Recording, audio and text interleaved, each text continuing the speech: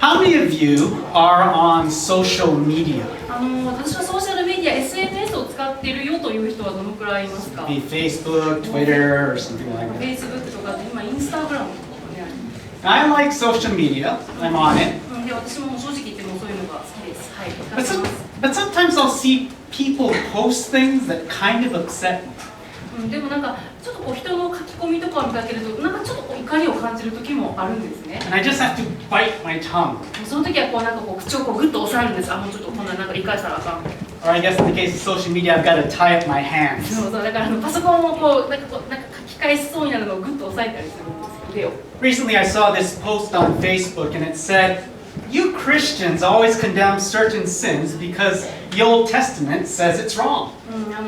最近にこういう書き込みを見たんですね。っていうのはクリスチャンっていうのはもうあれは罪これは罪っていうふうなことを言って人をすぐ裁くのね。なぜならそれは旧約聖書に書いてあるからって言ってすぐ人を裁くよねクリスチャン。Well, the Old Testament also says you can't eat seafood. 例えば旧約聖書にはもうシーフードを食べることは食べてはいけないって書いてある。You can't wear clothes with mixed fabrics. 例えば旧約聖書にはその2つの素材が混じった服を着たらいけないっていうふうにも書いてある。You can't work on そし Saturdays. て土曜日に働いたらいけないって書いてある。 But you do those things, right? でもそういうことをクリスチャンの皆さんやってるでしょ。 So just shut up. だからもうそんな口にうるさく言わないでっていうような書き込みだったんです。 What was that person saying? この人は何を言いたいんでしょうか。 You Christians are inconsistent. つまりクリスチャンは矛盾しているということをこの人は言いたいんですね。 You just arbitrarily choose which Old Testament laws you decide to keep and which you don't. だからこうクリスチャンっていうのも旧約聖書の自分の好きなところをピックアップしてこっちは従うけど、こっちは置いとこうみたいな風にちょっと勝手じゃないっていうようなことを言いたいんです。 Is that true? それってこの指摘って本当でしょうか。合ってますか。 How do we answer people? もしあなたがそれを問いかけられたら何て答えますか。 One famous pastor in the States recently came up with a very interesting solution. 最近アメリカ人の牧師さんですけど、この質問に対するすごく面白い回答を導き出したんです。 Just throw out all the Old Testament laws. じゃあもう旧約聖書は全部忘れちゃえっていうふうにその牧師さんは言ったんですね。 He basically said, you don't have to pay attention to the Ten Commandments. だからもう10回の10の掟っていうのはもう気にしなくていいんだよ。 In fact, thou shalt not obey the Ten だ Commandments. からもう何時らを10回に従うことなかれみたいなことを彼は言いたいんです。 Because they're not your commandments. だってそれはもう10回っていうのはもうあなたたち現代のクリスチャンへの命令ではないからですというふうに言うんですね。 He said more. でさらにこうエスカレートしていてこう言いました。 He said Peter, James, and Paul completely unhitched the Christian faith from the Old Testament. 例えばこういうふうに言うんですね。例えばペテロであったりヤコブであったりパウロもそのクリスチャンの信仰からも旧約聖書を切り離しているというふうにこの人は言うんです。 They unhitched us from the worldview, the value system, and the regulations of the Old Testament. つまりこの人たちはその教会からもこの世の価値観であったりこの世の仕組みっていうのを切り離していると。 Now let me be clear. だけどここではっきりさせておかないといけないことがあります。 You know, the pastor wasn't saying we can just live any way that we want. この牧師さんが言いたいのは決して私たちはもう何でも好きなように生きていいとは言ってないんですね。 He was saying that we are to live by the law of love. 彼が言いたいのは私たちは私たちに大切なのは愛の立法だというふうに言ってるんです。 Love God with all your heart and love your neighbor as yourself. 愛の立法って皆さん知ってると思います。神を心から愛しなさい。そして自分を愛するように隣人を愛しなさい。これが愛の立法。 Now that is absolutely true.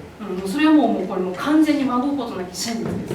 But there is no way to divorce the Old Testament from the law of love. でもだからといってこの愛の立法から旧約聖書を切り離すということはできないんですね。 There's no way to divorce the moral law in the Old Testament from the law of love.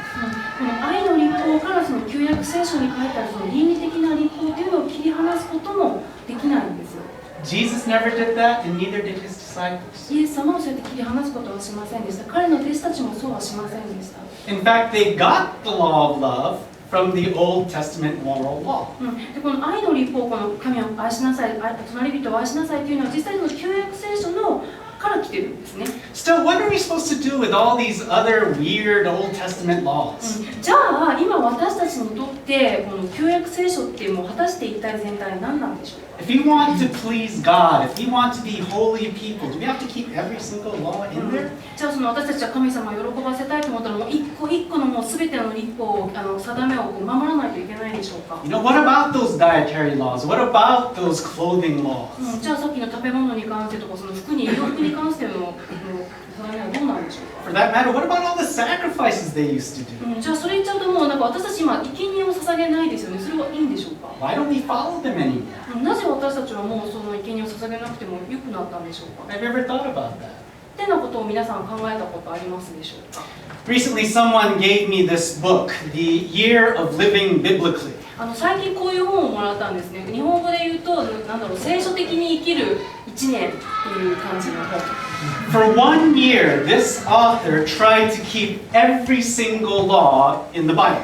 この本のこの作者さんはですね、この1年間の間聖書に書いてあるもう一つ一つの決まりをもう全部守るっていうそのチャレンジの1年間を過ごしたそうです。 Now, of course, this included things like not coveting, not lying, not gossiping for 1 year. その1年間の間はもうその人のものを欲しがらず、そして嘘をつかず、そしてゴシップをしない、そういうのも全部含まれています。 But it also meant things like trying to keep the Sabbath, trying to keep the diet laws and the clothing laws. でその安息日に休むこともそうですし、その特定の食べ物を食べないということを守りましたし、服装のことももう全部厳しく守ろうとしました。 This guy even tried to stone another person for cheating on his wife. もしですね、なんかこう不貞を働いているならこの人浮気してるっていう男の人を見つけたらもうその人に対して一生投げるっていうこともしたんですね。 Actually, he just threw a pebble at him. 大きいのじゃなくてこの小石ね。こんな。 But is that how we're supposed to live? でもこれが私たちもみんなこういうふうに生きるべきなんでしょうか。 Is this holiness? これがこの人の生き方が清いっていうことでしょうか。 Today we're continuing our Steadfast series. 先週からこのステッドファスト断固シリーズが始まりました。 And we're talking about what holiness looks like in our everyday lives. でこの清いということがその毎日の私たちの毎日の日常の生活ではどういうことかっていうのを考えたいと思います。 One of Jesus' disciples, Peter, wrote these words.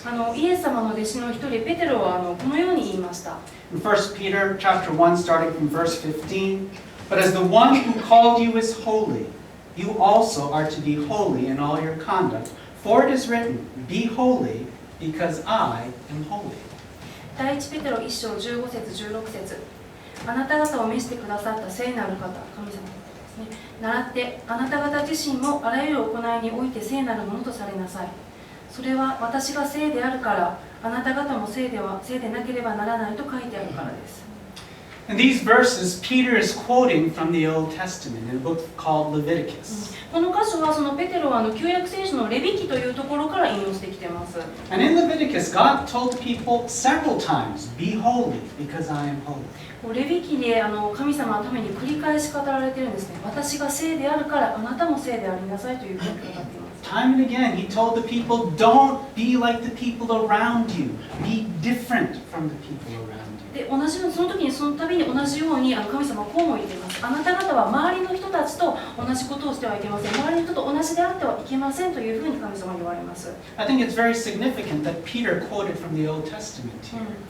ここペテロが旧約聖書から引用しているということはすごく大事な意味があると思うんですね。 Because it shows that the Old Testament is still relevant for us when it comes to holiness. つまりこの清さに関して言うと私たちと旧約聖書っていうのはまた大事な密接な関係があるということだからです。 But what exactly is our relationship with the Old Testament? じゃあその旧約聖書と私たちの関係って本当のところは何なんでしょうか。 How is it relevant to us as we try to live holy lives? 私たちがその清い生き方をしようとするとき、旧約聖書は私たちに何を語っているんでしょうか。 Let's look at what Jesus has to say about it in Matthew chapter 5. イエス様が何て言ったかっていうのを見ていきましょう。マタイの5章から17節から。 We are continuing from the Sermon on the Mount, and we'll be looking from verse 17. これは三条の説教の続きのところです。5章の17節から読みます。 Jesus said this, Don't think that I came to abolish the law or the prophets. I did not come to abolish, but to fulfill. For truly I tell you, until heaven and earth pass away, not the smallest letter or one stroke of a letter will pass away from the law until all these things are accomplished. Therefore, whoever breaks one of the least of these commandments and teaches others to do the same will be called least in the kingdom of heaven. But whoever does and teaches these commands will be called great in the kingdom of heaven. For I tell you, unless your righteousness surpasses that of the scribes and the Pharisees, you will never get into the kingdom of heaven. マタイ5章17節私が来たのは律法や預言者を廃棄するためだと思ってはなりません。廃棄するためにではなく成就するために来たのです。誠にあなた方に告げます。天地が滅び失せない限り、律法の中の一点一角でも決して廃れることはありません。すべてが成就されます。だから戒めのうち最も小さいものの一つでもこれを破ったり、また破るように人に教えたりそそのかしたりするものは天の御国で最も小さいものと呼ばれます。しかしそれを守り、また人にも守るように教えるものは天の御国で偉大なものと呼ばれます。誠にあなた方に告げます。もしあなた方の義が律法学者やパリサイ人たちの義に勝るものでないなら、あなた方は決して天の御国には入れません。Here we see something very important. ここすごく大事なことなんですけど、 Jesus had the highest respect for God's word. イエス様は神様の言葉に対してもう最大限の敬意を払っているんですね。When he was talking about the law and the prophets, he was talking about what we call the Old Testament. そのイエス様がその律法や預言者たちについてこう語るとき、触れるときっていうのは、それはその全て旧約聖書では何て言ってかっていうことを引用しているんです。And he said, I didn't come to abolish these things, I came to fulfill all these そし things. てこういうふうに言ってるんです。私はこの律法を廃棄するために来たんではないんです。これらを成就するために来たんですと言われています。 What did he mean by that? それってどういう意味でしょうか。 Two things. 2つあります。Number one, he obeyed God's law perfectly. 1つ目はそのイエス様は律法に完全に従いました。 Living as a carpenter for almost 30 years and as a preacher of the gospel for 3, he never once broke God's law. イエス様は大工として30年間を過ごして、そして3年間は福音を伝える説教者として生きました。その間一度として神様の律法を破ることはありませんでした。 He kept all the positive commands of God and never broke any of the negative commands. 神様がしなさいと言われることはちゃんとしたし、神様がしてはいけないと言われたことは決してしませんでした。 A lot of times we think of sin as doing the don'ts. 私たちしてはいけないことをしてしまうことイコール罪と考えがちですよね。 But sin is also not doing the do's. でも実はしなければならないことをしないということも罪なんです。 But Jesus kept both. でもイエス様はどちらにも従いました。 Second, the Old Testament pointed to Jesus. 2つ目は旧約聖書はそのイエス様をいつも指し示しているということです。 Did you know that there are over 300 Old Testament prophecies that point and talk about Jesus? 旧約聖書の中にはですね、もう300以上もの預言がそのイエス様のことを指し示しているんです。 And these were written hundreds of years before he was born. でもこの旧約聖書が書かれたのでもう何百年も前、イエス様が生まれる何百年のもう前のことなのにですよ。 But not only that, many of the stories that we read in the Old Testament also point to Jesus. それだけ預言だけではなくて旧約聖書の中にはいろんなストーリーがありますよね。そのストーリーもイエス様のことを指しているんです。 Stories like Noah's Ark, Jonah and the big fish, Moses leading the Israelites out of Egypt, all of these in different ways point to Jesus.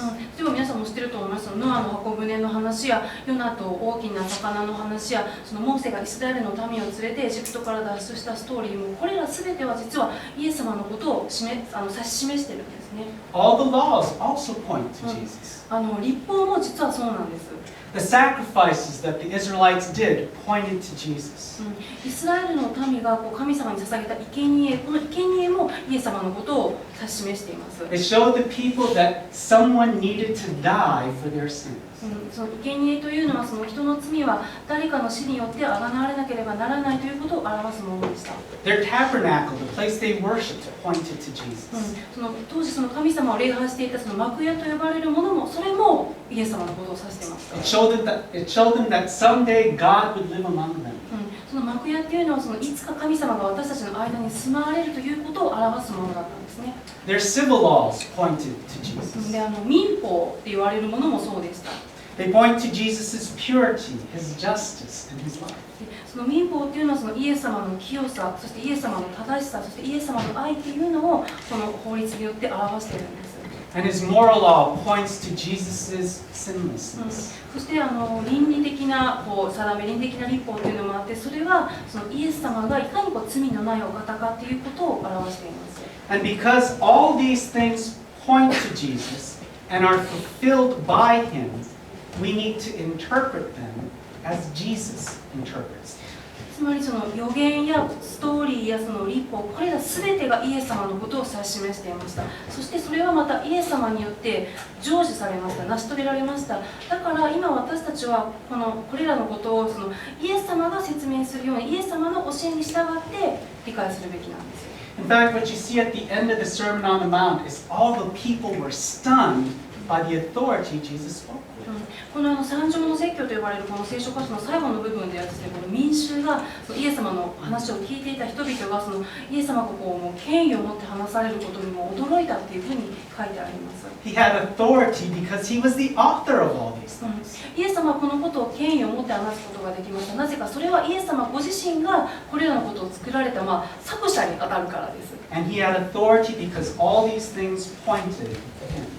そしてイエス様がこのことを権威を持って話していたのは、そしてイエス様のことをこれら全て指し示していたからです。So if you ever wonder why do we keep some of the laws of the Old Testament and not others, remember this. こういうふうに思うことありますか？どうして旧約聖書の律法のうちこれは守るけどあれは守らないのなんでだろうって思ったことあると思います。And it's our next point. We follow the authority of Jesus. そういうふうに迷った時には私たちはイエス様の権威に従うっていうことを選ぶべきなんです。Because he is the one to whom all these things point. なぜならもうそういった旧約聖書のどの律法っていうのは全てイエス様のことを指し示しているからです。If you want to know which laws that we still need to follow and which we don't, first look at Jesus' teaching. つまりどの律法が今も有効でどの律法がそうじゃないのか、それを知りたかったら一番簡単な方法はそのことについてイエス様は何と言われているかっていうのを調べることですね。And then because Jesus taught his disciples and his apostles what these scriptures mean, listen to what they say too. でイエス様は旧約聖書についてご自身の弟子たちに教えましたので、つまり私たちは弟子たちは何て言っているかということからも学ぶことができるんですね。If they say such and such laws don't apply to you, they don't apply to you. つまり弟子たちがこれとこの律法や律法今当てはまらないと言ってたら、つまりそういうことなんです。That's why we don't do sacrifices anymore. だから私たちはさっき言ったように生贄をもう捧げる必要がないんですね。That's why we don't follow the food laws anymore. だからもう今は何でも食べていいんです。Because Jesus and his disciples specifically said, these don't apply to you anymore. なぜならイエス様とその弟子はもうこれらの律法はあなた方には当てはまらないというふうに言っているから。These have all been fulfilled in Jesus. それらの律法はもうすべてイエス様によって成就された、果たされたからです。Now they're still important as pictures of Jesus and showing us what he would do for us. でもその律法っていうのは私たちに対してイエス様がなぜこの地上に降りてくる必要があったのか、降りてこなければならなかったのかということを表すピクチャーとしてはとても大切なものです。But you're not bound by those certain laws anymore. でも私たちはもう律法の支配下にはもういないんですね。But where Jesus and his disciples confirm these laws and say, do them, we are to obey. でももし例えばイエス様やもしくは弟子たちがこの律法には私たち従うべきというふうにしているなら、私たちもその律法には従う必要があります。Because they show us what a holy life looks like.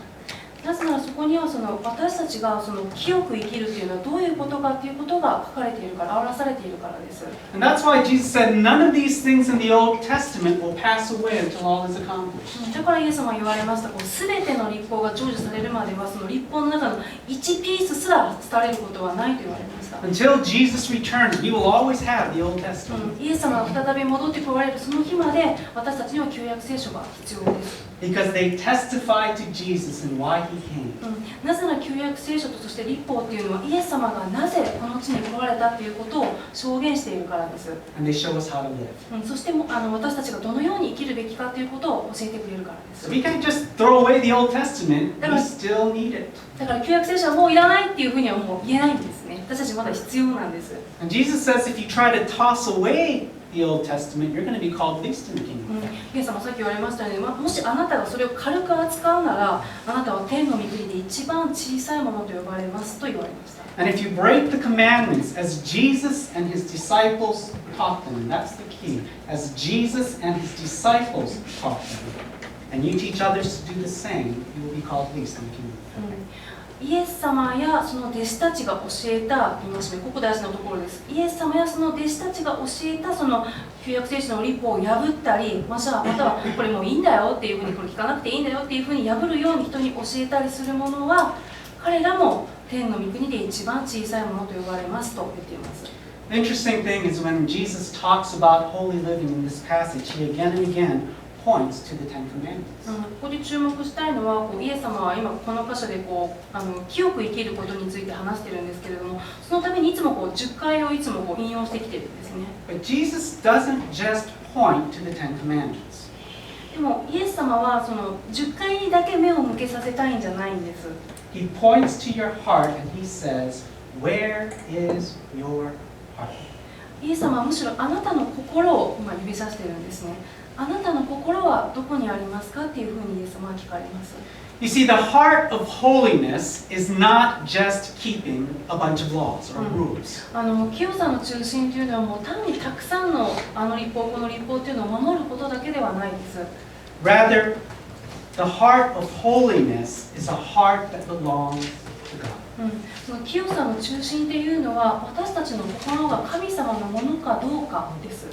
We're not just trying to find out where the line is and how close can we get to the line. だから私たちじゃあこっからこっちはアウトだけどこっからこっちはセーフなんだよ、じゃあこのラインはどこにあるんだよっていうそのラインを見極めようとすることではないんですね。The heart of holiness says, God, my heart is yours. 清さの中心というのはその神様私の心はあなたのものですっていうふうに言うことです。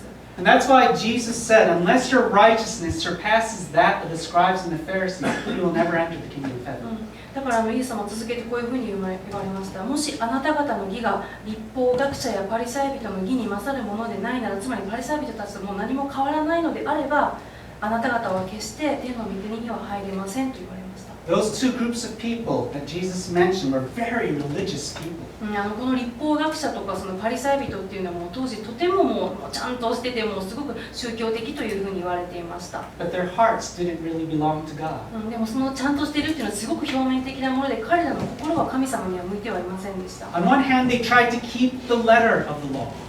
もちろん律法も一言一句も守ろうというふうにはしていました。But on the other hand, they're always going, where's the loophole in this law that I can get through? でも同時にその立法に抜け穴が言い訳ができる抜け穴はないかなっていうのをいつも探しています。And we'll see that time and again in this passage. で残りの箇所からちょっとそれを伺えます。Take a look at verses 21 to 22. では5章の21節から。You have heard that it was said to our ancestors, do not murder, and whoever murders will be subject to judgment. But I tell you, everyone who is angry with his brother or sister will be subject to judgment.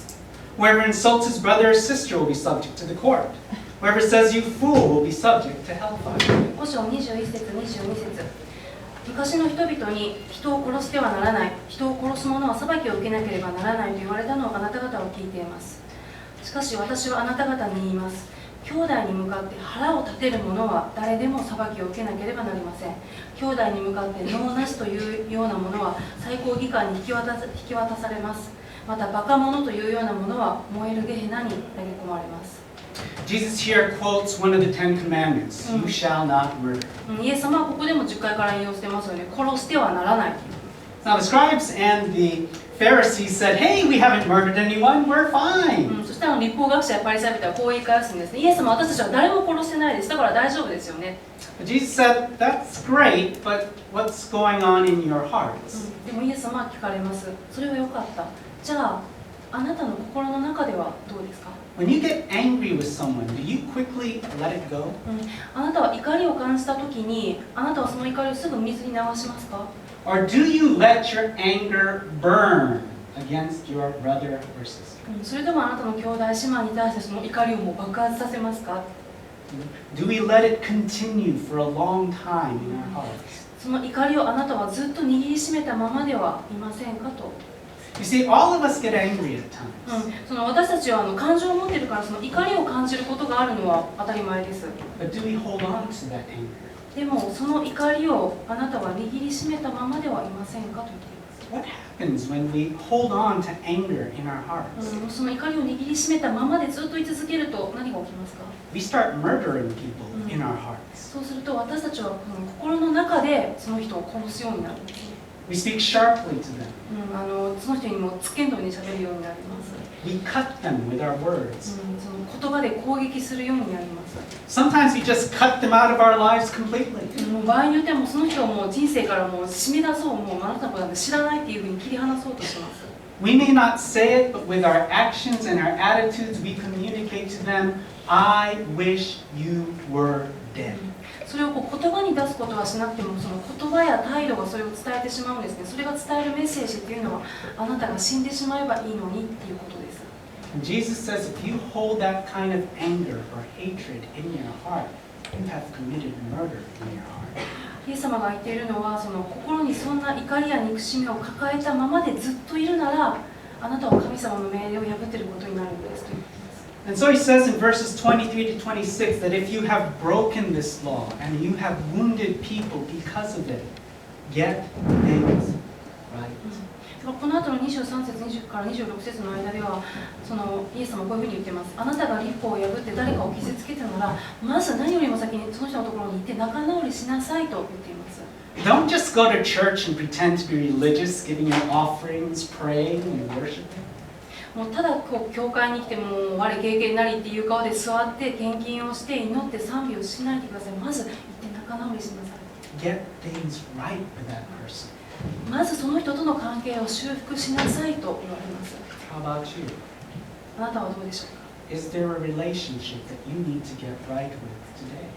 あなたは行って修復しなければならない関係がありますか。 Let's move on, verse 27. では27節、28節を読みましょう。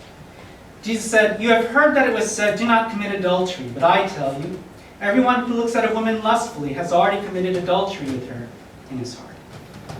で5章27節、姦淫してはならないと言われたのをあなた方を聞いています。しかし私はあなた方に言います。誰でも情欲を抱いて女を見る者はすでに心の中で姦淫を犯したのです。Again, Jesus is quoting the Ten Commandments here. ここでもイエス様は10回から引用しています。And again, he's not saying, hey, the Ten Commandments don't apply to you anymore. ここでもイエス様はやっぱりもう10回なんて守る必要ないんだよとは言ってないですよね。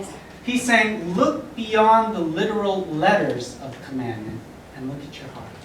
イエス様が言っているのはこの文字の言葉の向こう側にあるものを見なさい。そして自分の心を探りなさいというふうに言われます。Are you committing adultery in your heart? あなたは心の中で姦淫の罪を犯していないですかっていうふうに聞いています。 Husbands, wives, have you ever looked at another man or woman and thought, man, I wish I could be married to this person instead of my spouse? 夫である皆さんや妻である皆さんはこういうふうなことを考えたことありますか。自分の夫や妻以外の異性を見て、ああ、この人が私の伴侶だったらなって心の中で思ったことありますか。That's adultery in God's eyes. それは神様の目には姦淫です。You are coveting that person in your heart. 心の中であってもその人を欲しがっているからです。 And that also is against the Ten Commandments. それは10回を破っていることになります。For men, porn is often a big problem. 男性にとってポルノっていうのは大きな誘惑であり問題だと思います。And that's committing adultery in your hearts as well. ポルノも心の中で姦淫を犯しているということになります。And Jesus says if you are struggling with that, you need to cut that out of your life. イエス様は言われます。もうそのことがあなたをつまずかせるならもうそれをあなたの生活から切り離しなさいと言われます。He says, gouge out your eyes if it's causing you to sin. もうイエス様はそれがあなたを迷わせるならあなたの目をもうえぐり出してしまいなさいとまで言われます。Now he doesn't mean that literally, okay? So don't get a scalpel and cut out your 今 eye. 大丈夫ですよ。文字通りえぐり出せというふうに言っているのではないですよ。But what he's saying is be as extreme as you need to deal with your heart issue. イエス様が言っているのはその心の中のことを扱うためにはあなたはそのぐらいもう極端でありなさいというふうに言ってるんです。Recently, a Christian politician in the States was criticized because he had this policy of not having lunch or dinner with a woman alone, even if it was on business. 最近ですね、アメリカのあるクリスチャンの政治家があることで批判にさらされました。それはその人はたとえ仕事であったとしても自分は女性と2人きりでランチやそのディナーに行ったりしない。たとえそれが仕事であったりしますよっていうふうに彼が決めたからです。And people criticized him. They thought he was accusing all women around him of trying to seduce him. 周りの人、ちょっと待って、あなたはあなたの周りの女性がみんなあなたのことを誘惑しているとでも言いたいわけっていうふうに言ってその政治家をみんな批判反しました。But he wasn't saying that. でも彼が言ってるのはそういうことじゃないんですよね。He was saying, I don't trust myself. 彼は僕は自分自身を信用しないというふうに言っています。 I'm a sinful person. 僕は罪人です。 And I know where my heart can take me if I'm not careful. だから僕が本当に気をつけていなければ、僕の心が僕をどこに連れていくのかっていうのがわからないからです。For him, he felt he needed to be that extreme to avoid sin in his life. その極端に見えるかもしれないですけど、彼は自分の心の弱さをそれほど真剣に取り扱ったんですね。Now, not all of us have to go that far. じゃあ私たち全員が彼と同じように彼の真似をするかって言ったらその必要はないんですけど、 But when it comes to sin, we need to go as far as necessary to avoid sin. でも罪のことを考えるとき、私たちもそれを避けるためにそのくらい真剣に、極端に折れるかもしれないけど真剣に向き合う必要があります。 The problem is so many times we take sin too lightly. なぜならもう多くの場合において私たちは罪っていうのをすごく軽く考えてしまいがちなんですよね。 That's why we look at some of the Old Testament laws of how the judges were to deal with sin, and we think, man, that's just too harsh. だから私たち旧約聖書を読むときに罪に対する裁きがちょっとこれ裁きが大きすぎるんじゃないとか、神様ちょっと厳しすぎるんじゃないっていうふうに感じることがあります。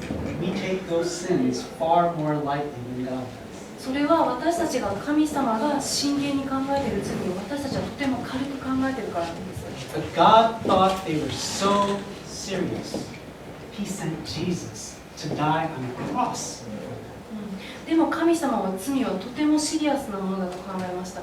だから私たちの罪のために、罪の贖いのために自分の一人子のイエス様を十字架に送られたんです。 You see, Jesus didn't just die for things like murder or rape or theft. イエス様はその殺人とかレイプとか盗みといったそういった罪のために死んだのではありません。 He also died for times that impure words come out of your mouth. イエス様はあなたの私の口から出る汚れた言葉のために死んだんです。 He died for the times that you told lies. あなたが嘘をついたために死んだんです。 He died for the times that you said things or did things that wounded another person. あなたが誰かを傷つけたその言葉のために死んだんです。 You see, these things send people to hell too. これらは全て私たちを地獄に送る罪なんです。 We can't take any sin lightly. 私たちはこれらを決して軽く扱うことはできないです。 And so Jesus says, do whatever you need to flee from sin. イエス様は言われましたもん、罪を避けるためであるならあなたたちはどんなことでもしなさいというふうに言われます。 Again, the question is, where is your heart? そうするともう一度聞きますね。あなたの心はどこにありますか？ Let's move on to verse 31. では、5章の31節。 It was also said, whoever divorces his wife must give her a written notice of divorce. But I tell you, everyone who divorces his wife, except in the case of sexual immorality, causes her to commit adultery. And whoever marries a divorced woman commits adultery. 5章31節、32節。また、誰でも妻を離別する者は妻に離婚状を与えよと言われています。しかし私はあなた方に言います。誰であっても不貞以外の理由で妻を離別する者は妻に姦淫を犯させるのです。また誰でも離別された女と結婚すれば姦淫を犯すのです。 Now, some of you hear these passages and they're very painful to hear because you've experienced divorce in your life.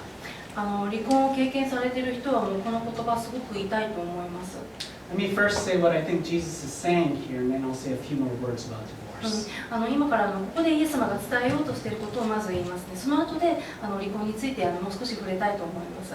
I think the main thing here that Jesus is addressing is still adultery. ここでイエス様が離婚を通して言っているのはやはり姦淫についてイエス様が言われているんですね。See, back in those days, husbands could divorce their wives, but wives could not divorce their husbands. その当時は夫が妻を離婚するさせる夫が妻を突き放すっていうのかな、離婚することはできたけど妻の方から夫に対してそれを言うことはできなかったんですね。 And if the husbands wanted to divorce their wives, they would give them a paper that basically said, "You're not my wife anymore. You're free to marry anyone you want." でその夫が妻と離婚したいってなったらもうその離婚状って呼ばれるものを渡すだけにです。その離婚状っていうのにはもうお前は私の妻ではないからもう好きなところに誰とでも再婚すればいいっていうふうにその離婚状には書いてあった。 Jesus is telling the husband, if you divorce your wife for illegitimate reasons, that certificate you gave her, is essentially telling them, go ahead and commit adultery.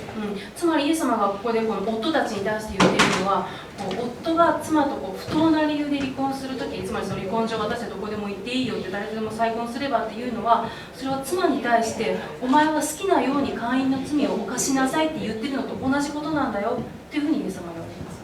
And if she then goes and marries another person, I'm going to hold you responsible for that. だからもしその妻が誰か別の人と結婚するという罪を犯すなら、その責任はもともとの夫であるあなたにあるんですよというふうに言っています。You see, when God created marriage, He designed it to be a lasting relationship, never to be broken. 神様が結婚というものを作られました。そして神様はそれをいつまでも続く関係として神様はデザインされました。When He created the first two humans, Adam and Eve, they were never supposed to die. 神様がアダムとエバを作られた時に、その2人にはもともと永遠の命が与えられていたはずでした。They were meant to live forever as husband and wife. その2人は永遠に夫婦として生きるはずでした。Even after sin came into the world and death came into the world, they were meant to live as husband and wife until death parted. 彼らが罪を犯してその死というものがこの世界に入ってきたその後でも、結婚というのはその死が2人を分かつまで夫婦を一つに結びつけるものでした。God's intention for marriage has not changed since He first designed it.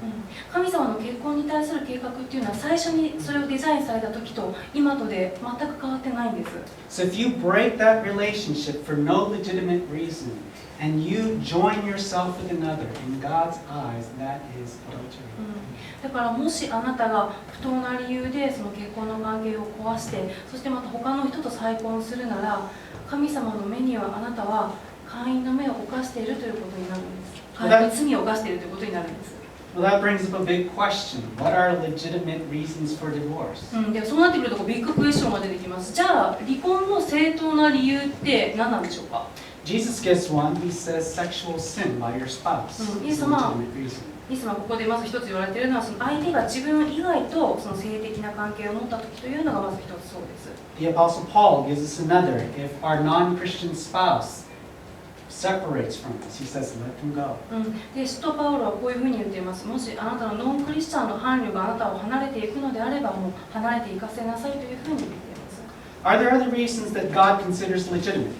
この2つ以外にその神様が認める離婚の理由ってあるでしょうか？ If there is, I cannot find one in the Bible. たとえあるとしても、私はそれを聖書に見つけることはできません。But more importantly, even if there are other legitimate reasons for divorce, that's the wrong question to be asking. でも大事なことは、もし仮に他に正当な理由があったとしても、神様これはしょうがなかったですね、神様これはいいですよねっていうこの質問自体が正しくないんです。You see, no matter what your situation is, your first question should not be, is there a way for me to escape from God's design for marriage? たとえあなたの状況がどうであったとしても、あなたが最初に問うべき質問は、その神様からがデザインした結婚からもう何とかして言い訳して逃れる方法はありますかであってはいけないんです。That's how the Pharisees thought. それはパリサイ人の思考です。You know, that's why they got so far off from God's plan for marriage. だからパリサイ人はもう本当に神様の持つ結婚への計画からもかけ離れたことをしていました。Like I said, the Pharisees were very religious people. さっき言ったようにもうなんかパリサイ人ってすごいちゃんとした宗教的な人って言いましたよね。But they were infamous for how often they divorced their wives. でもパリサイ人っていうのも実はしょっちゅう離婚を繰り返してたんです。So your first question shouldn't be, is there a way to escape my marriage? だから私たちの最初の質問は、神様このなんか結婚から何か逃れる何か言い訳できることはないですかっていうのではなくて、 Your first question should be, is there any way possible to save my marriage? 私たちが最初に聞くべき質問は、神様私の結婚を何とかして守る必要はないでしょうか。 God, my heart belongs to you. 神様私の心はあなたのものです。 What do you want me to do? 神様あなたは私に何を望まれますか。 I'm not saying that it's always possible to save a marriage. 結婚を守ることがいつでも 100% 可能であるとは言いません。 But when both husband and wife have that kind of heart, a heart that's soft to God, there is hope. でも夫と妻の両方がその心を持てば、その神様に対してへりくだる心を持てば、そこには希望があります。So again, the question is, where is your heart? なので、あなたの心はどこにありますかっていうことを考えましょ I'll leave this subject with this thought. う。考えてほしいことはこういうことです。Some of you here are divorced and it wasn't your fault. この中にも離婚を経験した人がいて、多分それはあなたのせいではなかったと思います。Your husband or your wife cheated on you. あなたの夫や妻があなたを裏切ったからです。 They turned their backs on you. 彼らがあなたに背を向けたんです。 And if that's the case, don't condemn yourself because God doesn't. もしそうなら、どうか自分のことを責めないでください。なぜなら、イエス様もあなたのことを責めません。 But some of you are divorced because you hardened your heart against God. でも、もしあなたが自分の心を神様に対して堅くなにしてしまったのなら、You hardened your heart against your husband or your wife. あなたが自分の心を相手に対して堅くなにしてしまったのなら、 And if that's you, and if you have not repented of that attitude yet, I urge you to do that today. もしその自分の心の堅くなさゆえに離婚したのなら、そして今日に至るまでもしそのことをまだ悔い改めていないなら、どうかぜひ今日悔い改めてください。 If you do, there's forgiveness and there is healing for you. もし悔い改めるなら、あなたは許しと癒しを必ず受け取ります。 God can turn even the ugliness of divorce into something beautiful. 神様も離婚のドロドロの醜ささえも、それすらも神様は美しいものに変えることのできるお方です。 I've heard of more than one couple that got divorced, but through God's grace got back together again. たとえ一度離婚することになっても、神様が関係を癒してくれて再度一緒になったっていう夫婦がいることを私は知っています。 For some of you, it's too late for that もしかしたらもうそうするには遅すぎるという人もいるかもしれないです。 because your spouse remarried or you did. 例えば相手がもうすでに再婚してしまったり、もしくはもうあなたが再婚していたり。 But let me tell you this. でもどうか聞いてください。 Your new marriage may have started illegitimately, but God can still redeem it. あなたの新しい結婚がたとえ良くない形で始まったとしても、神様はそれを贖うことができるお方です。 There's a man in the Bible named David who married a woman named Bathsheba. 聞いたことあると思います。聖書にダビデという男性が出てきて、彼はバティシュバという女性と結婚しました。 I can't think of a marriage that started more illegitimately than that one did. 彼の結婚はもう最も良くない形でスタートしました。 David slept with a married woman, got her pregnant, and then murdered her husband to marry her. ダビデは夫のある女性と関係を持って、その女性を妊娠させて、そして自分がその女性と結婚するために女性の夫を殺したんです。 But when David repented from the heart, even though he did have to face consequences for his sin, nevertheless, God blessed that marriage. でもダビデが心から悔い改めた時で、もちろんそのことに対する裁きをダビデはもちろん受けましたけれども、神様はダビデの結婚を祝福されたんです。 And through that marriage, guess who one of their descendants was? この結婚が後に生み出した子孫を知っていますか？ It was Jesus. イエス様です。 God redeemed that marriage, 神様は結婚を修復することができます。 and He can redeem yours. 神様はあなたの結婚も修復することができます。 But if you don't repent and you hold on to the same attitudes that destroyed your first marriage, those same attitudes will probably destroy your next marriage. でももしあなたが悔い改めないなら、そして最初の結婚を壊した時と同じ態度のままなら、次の結婚もいつか壊れます。 So again, the main question is, where is your heart? だから大事な質問は、あなたの心はどこにありますか？ We're running out of time, so let's look at one more example. 時間が長くなってきたので、もう一つだけ例を見ます。 Verse 43. 5章43節から。 You have heard that it was said, love your neighbor and hate your enemy. But I tell you, love your enemies and pray for those who persecute you so that you may be children of your Father in heaven. 5章43節。自分の隣人を愛し、自分の敵を憎めと言われたのをあなた方は聞いています。しかし私はあなた方に言います。自分の敵を愛し、迫害する者のために祈りなさい。それでこそ天におられるあなた方の父の子供になれるのです。The first part of this, love your neighbor, is from the Old Testament. It's from the book of Leviticus. この一番その前半の部分、この自分の隣人を愛しなさいっていうのはレビ記に出てくる言葉ですね。But the part about hating your neighbor, you can look hard and long in the Old Testament, you will not find it. でもこの2つ目のこの自分の敵を憎めっていう言葉は、これはもうどんだけ探しても旧約聖書には出てこないんです。Jesus wasn't contradicting God's law here. He was contradicting a corruption of God's law. じゃあこれイエス様が間違ってるの？いや、そうじゃなくて、イエス様はこの律法はこういうふうに歪んだ解釈をされている点を指摘しているんですね。Basically, the scribes and the Pharisees were saying, hey, if we're supposed to love our neighbor, that must mean it's okay to hate our enemies. 律法学者やパリサイ人たちは勝手にこう言うんですね。神様は自分の隣人を愛しなさいと言われた。っていうことは、理屈で言うと、自分の敵を憎みなさいってことだよねっていうふうに解釈したんです。Why did they think this way? じゃあなんでこういうふうに考えたんでしょうか？ Because instead of looking at the heart of the law and saying, who can I show love to? They tried to limit the law and say, who don't I need to show love to?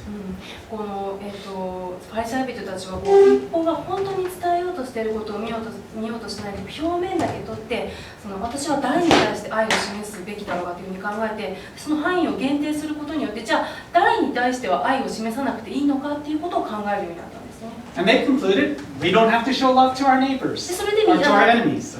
でそれで彼らが導き出した結論っていうのが、じゃあ敵のことは愛さなくてもいいですよね、神様っていうことです。We saw this kind of thinking in the story of the Good Samaritan that he had talked about a few weeks ago. ヒデさんが先月話してくれた良きサマリア人の話にもこのこと出てきますよね。The expert in the law asked Jesus, who's my neighbor? 律法の専門家がイエス様に対して質問しました。イエス様、私の隣人っていうのは誰のことですか？ Basically, he was asking, where's the line between who I have to love and who I don't have to love? 彼の本当の質問はこうなんです。そのラインはどこにあるんですかって、ここからは愛さないというか、ここからは愛さなくてもいいって、そのラインをどこに引いてあるのか教えてくださいよっていうのが彼の質問でした。But if you look at Jesus' story and his answer very carefully, what you'll notice is that Jesus basically tells him, you're asking the wrong question. でもイエス様のこの彼に対する答えをよく読んでみるとですね、イエス様はこう言っていることがわかります。律法学者君、君の質問は間違っている。Don't ask, who's my neighbor? 誰が私の隣人なんですか？ Ask, 聞くじゃない。ask, who can I be a neighbor to? 私は誰の隣人になれますかって聞くべきだよ。And then be a neighbor to every single person you meet. そしてあなたは出会うすべての人の隣人になりなさいと言われます。Even if that person hates you. たとえその人たちがあなたのことを憎んでいたとしても。In this passage, Jesus adds to that thought. この少し後の場所でイエス様は言われました。He says, if you love only those who love you, how are you different from this world? イエス様は言われます。もし自分のこと、私のことを愛してくれる人、ものだけを愛し返したとして、それじゃこの世界と何にも変わりません。Anyone can love people that love them. よくしてくれる人に対してはもうよくするっていうのはもう誰だってできますよね、それは。Be different from the people of this world. この世界の人々とは違うものになりなさいと言われます。 Be holy. 清いものになりなさい。In fact, Jesus sums all this teaching up with words very similar to the ones that Peter used. イエス様はこれらの教えのまとめとしてペテロがレビ記を引用した時と同じような言い方をされています。Verse 48. Be perfect, therefore, as your heavenly Father is perfect. 48節。だからあなた方は天の父が完全なように完全でありなさい。All these laws, the Ten Commandments, and the law of love that sums them up, are to be kept as Jesus and his disciples taught them. この律法や十戒やそれら全てを要約したそのイエス様と弟子たちが私たちに守るように言われたこの愛の律法というものがありますよね。But again, the heart of holiness is not just keeping a bunch of laws. でも清さの中心っていうのはこれらの戒めを表面を見てただ単に一個ずつ自分はちゃんと守っているっていうことを言うんではないんです。The heart of holiness is a heart that belongs to God. 清さの中心はあなたの心が神様のものかどうかです。Now, some of you may be hearing all these things and you're thinking, this is impossible. 今日のメッセージを聞いて、もうそれは私には不可能だわって思った方いらっしゃいますか？ I can't do this. いやもうそれはもうごめん、私にはできるかもしれないけど私には無理って思われた方いますか？ You're right. その通りです。That's why we need Jesus. 私たちにはできません。だから私たちにはイエス様が必要なんです。That's why we need the Holy Spirit in our lives, changing us and helping us. だから私たちは聖霊様に私たちの内側に住んでいただいて私たちの心を作ってもらう必要があるんです。At the beginning of the Sermon on the Mount, Jesus said these words in verse 3. この三条の説教の一番最初にイエス様は何て言われたでしょうか。 He said, Blessed are the poor in spirit, for the kingdom of heaven is theirs. 5章3節でこう言われました。心の貧しい者は幸いです。天の御国はその人たちのものだから。Jesus doesn't say, Blessed are the super spiritual people, for theirs is the kingdom of heaven. イエス様はこう言われませんでしたよね。もう超霊的な人たちはもう立派な人たちは幸いです。天の御国はそういう人たちのものだからとは決して言われませんでした。He said, Blessed are the poor in spirit. イエス様は心の貧しい人は幸いですと言われました。Blessed are those who mourn because of sin in their lives. 自分の罪のために苦しんで助けてくださいという声を上げる人は幸いですと言われました。Because the kingdom of heaven is for people like that. 天の御国は、なぜなら天の御国はまさにその人たちのためのものだからです。 They are why Jesus came. だからイエス様が来てくれたんです。 To die for all of their sins and failures. 私たちのすべての失敗をあがなうためにイエス様が死んでくれたんです。 But Jesus rose again, and now if we give our hearts to Him, He will start to transform it. でもイエス様は死からよみがえられましたよね。そして私たちがイエス様に心を明け渡すときに、イエス様は私たちの心を作り変えてくれます。 And one day we'll be like Jesus. そしていつか私たちはイエス様のようになります。 So Jesus encourages us in verse 6. イエス様は6節で私たちをこういうふうに励ましています。 Blessed are those who hunger and thirst for righteousness, for they will be filled.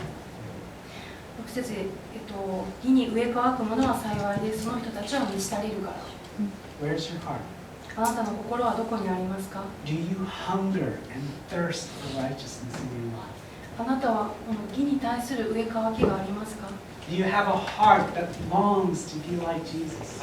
イエス様のようになりたいと願う心はありますか？ Or do you simply not care? それとも何も感じない、何も思わないですか？ Unless your righteousness surpasses that of the religious person who is just trying to keep the rules, you will never enter God's kingdom. 私たちの義がただ表面的に決まりを守るだけの立法学者たちと何も変わらないのであれば、私たちは天の御国には入れません。 God wants your heart. 神様はあなたの心を求めておられます。 Does He have it? あなたの心は神様のものですか？ Let's pray. 祈りましょう。Father, some of these words that we read today are very hard.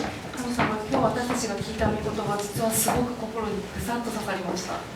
And in our strength, we can't do all these things. 神様、私は本当に弱いです。もうとてもできるとは思いません。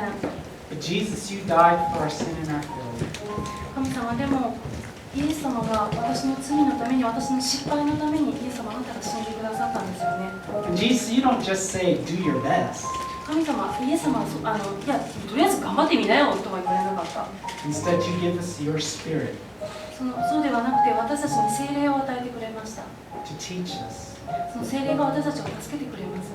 to help us, 手伝ってくれます。 and to transform us. そして私たちを作り変えてくれます。 Holy Spirit, do change your hearts. 神様、どうかその聖霊様を通して私たちに教えてください。 Help us to be more like Jesus. どうかもう少しでもあなたのようになれるように、どうか助けてください。 We give our hearts to you. 私の心は神様あなたのものです。 In Jesus' name. イエス様の皆を通してお願いします。アーメン。